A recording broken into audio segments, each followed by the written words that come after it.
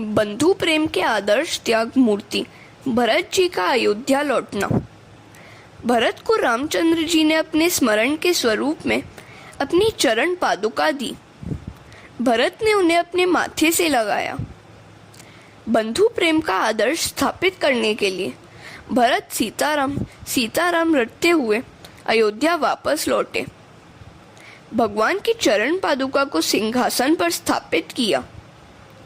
भरत जी गोमुख यावक व्रत करते हैं।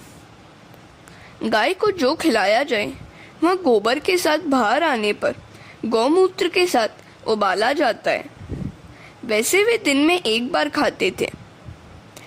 रामचंद्र जी की तपस्या से भी भरत जी की तपस्या अधिक श्रेष्ठ है। उनका प्रेम तो ऐसा प्रबल है कि जड़ पादुका भी मानो चेतन हो गई है। राम वियोगी का जीवन कैसा होना चाहिए, उसका आदर्श भरत ने जगत के समक्ष प्रस्तुत किया है। हम भी राम वियोगी ही हैं। भरत सा जीवन बन पाए तभी राम मिलते हैं। भरत का जीवन हमारे लिए अनुकरणीय है। भरत राम की पादुका से हर बात में आज्ञा मांगते हैं। किसी उलझन के समय किसी जीव से परामर्श करना अच्छा है, किंतु भगवान से परामर्श करना तो अति उत्तम है। जीव की राय शायद राग द्वेष से भरी हुई हो, सो ठाकुर जी से ही सलाह मशवरा करना अच्छा है। तुम्हें यदि कोई उलझन सता रही है तो ठाकुर जी का श्रृंगार, भोग और आरती करके शांति से हाथ जोड़कर इस महामंत्र का जप करो। यह श्लोक महामंत्र है। इसका जप करते हुए भगवान के चरण में सो जाओ। भगवान तुम्हें स्वप्न में मार्गदर्शन देंगे। रामचंद्र जी शैया पर सोते थे। भरत जी धरती पर ही सोते हैं। रामचंद्र जी ने चित्रकूट का त्याग करने का निश्चय किया। वे अत्रि ऋषि के आश्रम में आए। अनुसूया ने सीता जी की बड़ी प्रशंसा की। वहां से वे सुतीक्ष्ण के आश्रम में गए। यह प्रसंग दिव्य है।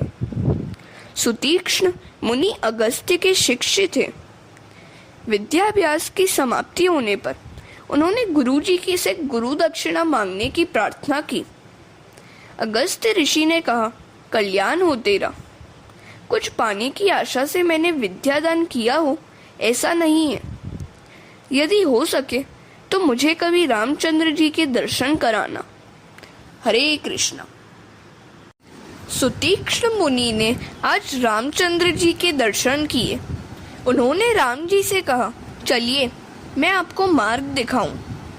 रामचंद्र जी ने लक्ष्मण से कहा, सुतीक्ष्ण मार्ग दिखलाने के लिए नहीं, अपनी प्रतिज्ञा निभाने के लिए हमारे साथ हो लिया है। सुतीक्ष्ण सभी को अगस्त्य के आश्रम में ले आए। ओमकार का भावार्थ राम नाम में समाया हुआ है। सुतीक्ष्ण ऋषि अगस्त्य मुनि से कहने लगे, गुरुजी प्रणाम। आज मैं आपको दर्शन कराने के लिए रामचंद्र जी को ले आया हूँ। ऋषि दौड़ते हुए आए और दर्शन करके कृतार्थ हो गए। वहां से सब चल निकले। गोदावरी नदी के किनारे पर आए तो वहां पंचवटी में निवास करने हेतु आश्रम बनाया। पंचवटी का अर्थ है 5 प्राण।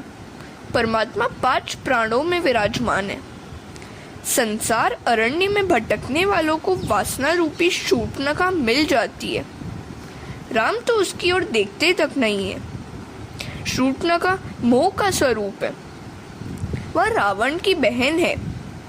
बन ठनकर वह राम के पास आई और कहने लगी, मैं कुमारी हूँ, मेरा मन तुम्ही में खो गया है, मैं तुमसे विवाह करना चाहती हूँ।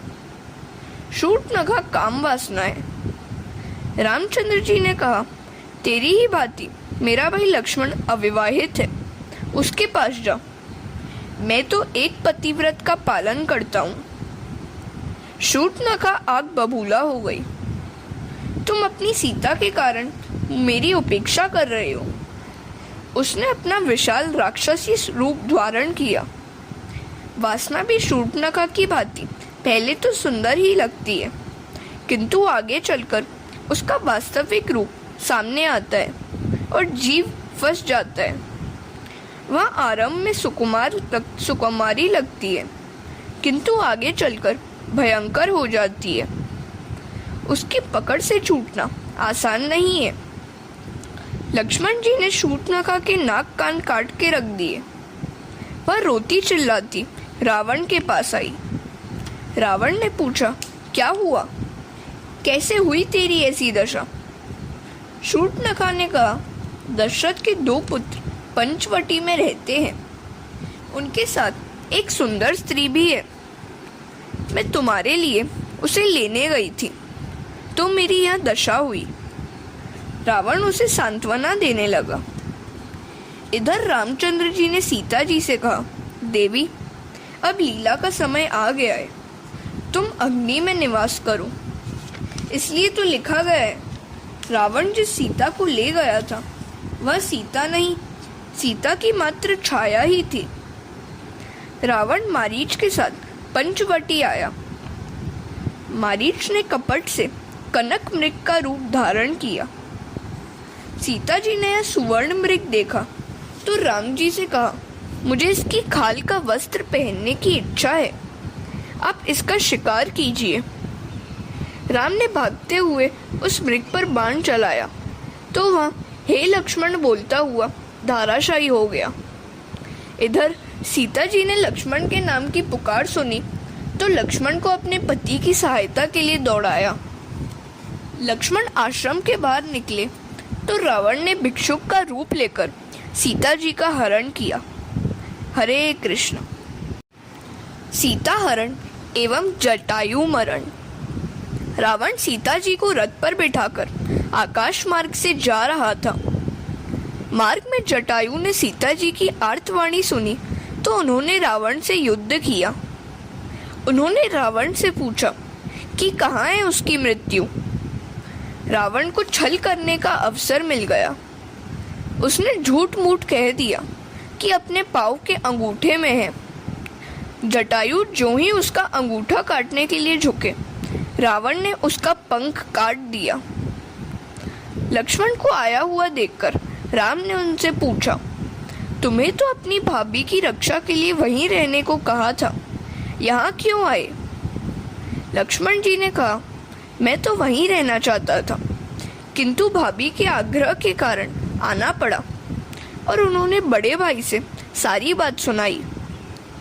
रामचंद्र की सेवा करना बड़ा कठिन है। लक्ष्मण से राम ने कहा, अगले जन्म में मैं तेरी सेवा करने के लिए आऊंगा। लक्ष्मण का दूसरा जन्म हुआ बलराम का। तो दोनों भाई आश्रम पर वापस लौटे। देखा तो सीता का कोई पता ही न था।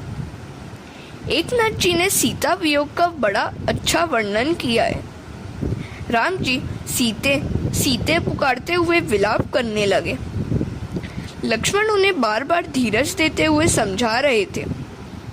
राम कहते हैं, यह धरती मेरी सांसें हैं। जब भी वहाँ दृष्टि जाती है तो मानो वह मुझे कोसती है। अपनी पत्नी की रक्षा करने की यदि तुम में शक्ति ही नहीं थी तो विवाह ही क्यों किया था। आकाश की ओर दृष्टि जाती है तो मानो भगवान सूर्य नारायण दुख से कहते हैं कि मेरे कुल में यह कैसा कुपुत्र जन्मा जो अपनी पत्नी की भी रक्षा न कर सका। दोनों भाई सीता को ढूंढते हुए घूम रहे थे कि एक स्थान पर घायल जटायु को देखा। जटायु ने कहा, रावण ही ने मेरी यहाँ दशा की है। वह सीता को उठाकर दक्षिण दिशा की ओर बढ़ गया है। रामचंद्र जी ने कहा, यदि तुम्हारी इच्छा है तो मैं तुम्हें ठीक कर दूं। जटायु न माना। उसने कहा, मृत्यु के समय मुख से जिनका नाम उच्चारित होने पर अधम को भी मुक्ति मिलती है, वैसे आप मेरे समक्ष उपस्थित हैं, तो फिर मुझे कौन सी इच्छा पूरी करनी है जिसके लिए इस शरीर को बनाए रखूं। जाकर नाम मरत मुख आवा, अधमऊ मुकुट होई श्रुति गावा। सो मम लोचन गोचर आगे, राखूं दे नाथ के ही खागे।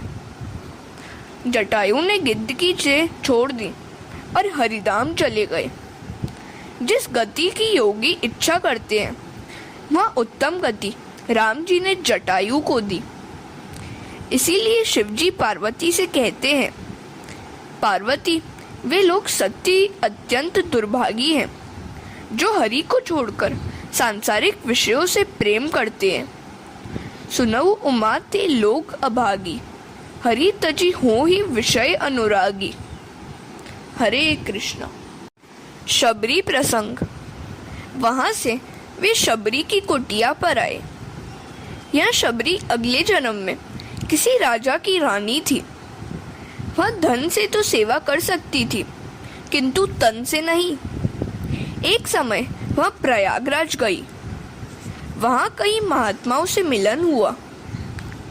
अगले जन्म में किसी सच्चे संत से सत्संग हो ऐसी इच्छा करते हुए उसने त्रिवेणी में आत्म विसर्जन कर दिया। उसी रानी का भील जाति में शबरी के रूप में जन्म हुआ। शबरी के विवाह का दिन आया। उसके पिता ने भोजन देने की तैयारी की।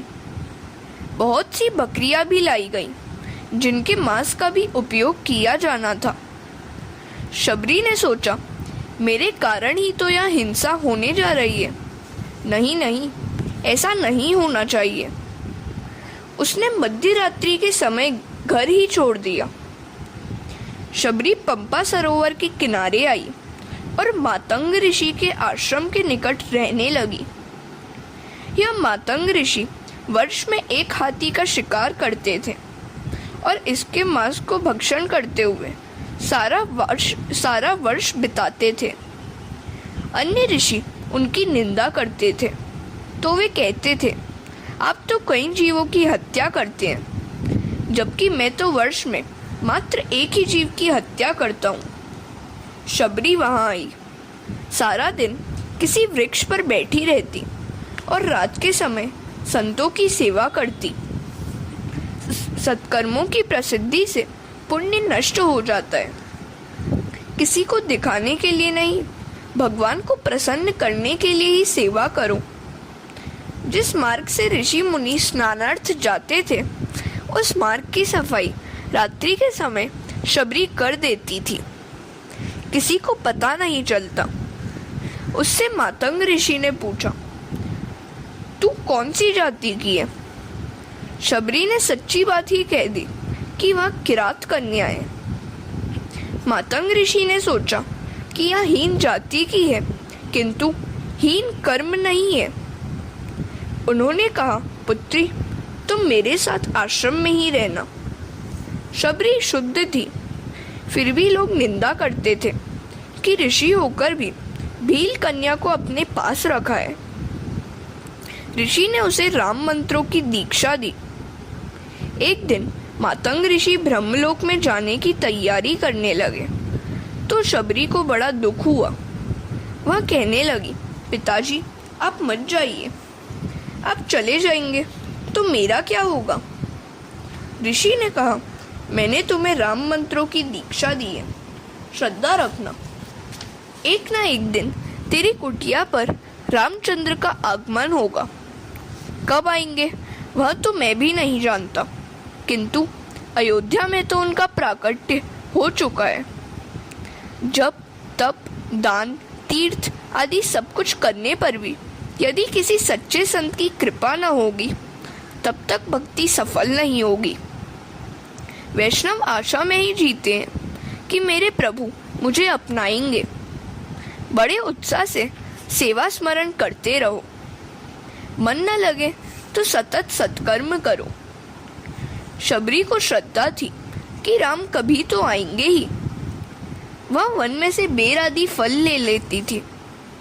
सारा दिन प्रतीक्षा करती थी और शाम को ही खाती थी। वह सोचती थी कि मैं पापिनी हूँ, तभी तो वे मेरे यहाँ आते नहीं हैं। राम की प्रतीक्षा करते करते अब तो वह वृद्धा हो गई, फिर भी वह उसी आशा में जी रही है। मेरे गुरुजी ने कहा है, राम जी के लिए लाए गए फल वह ऋषि कुमारों में बांट देती थी। घट घट में राम बसाए। तपश्चर्या करने से सिद्धि अवश्य मिलती है। शबरी सारा दिन राम मंत्र जपती रहती थी। उसका जीवन संयमी और सेवामय था। उसकी निष्ठा दिव्य थी। ऐसों के घर राम नहीं जाएंगे तो फिर किसके घर जाएंगे? हरे कृष्ण। राम लक्ष्मण पंपा सरोवर आए तो ऋषि मुनियों ने उनका स्वागत किया। वे सब अपने यहाँ पधारने का आग्रह करने लगे तो राम जी ने कहा, पहले मैं शबरी की कुटिया पर जाऊंगा। सभी स्थानों में हमेशा जो मुझे ढूंढता है उसे मैं भी ढूंढता हूँ और उसके पास जाता हूँ। जिस समय राम लक्ष्मण शबरी की कुटिया पर पहुंचे उस समय वह राम मंत्र का जप कर रही थी। शबरी ने दोनों का स्वागत किया और बैठने के लिए अच्छा सा आसन दिया। मैं वैसे तो जातिहीन हूँ, फिर भी आपकी शरण में आई हूँ। राम ने कहा, मैं और किसी भी प्रकार का संबंध नहीं चाहता, सबसे ऊंची प्रेम सगाई। शबरी बेर का दोना ले आई और चक चक कर सभी को देने लगी कि कहीं खट्टे तो नहीं है। वह भगवान के दर्शन होने पर इतनी तो भावावेश में है कि उसे यह भी विचार नहीं आता है कि भगवान को झूठे भेर खिला रही है। राम जी ने बेरों की प्रशंसा की। मिठास तो प्रेम में ही है। प्रेम कलंकित न हो। ईश्वर को मात्र उनके लिए ही प्रेम करो।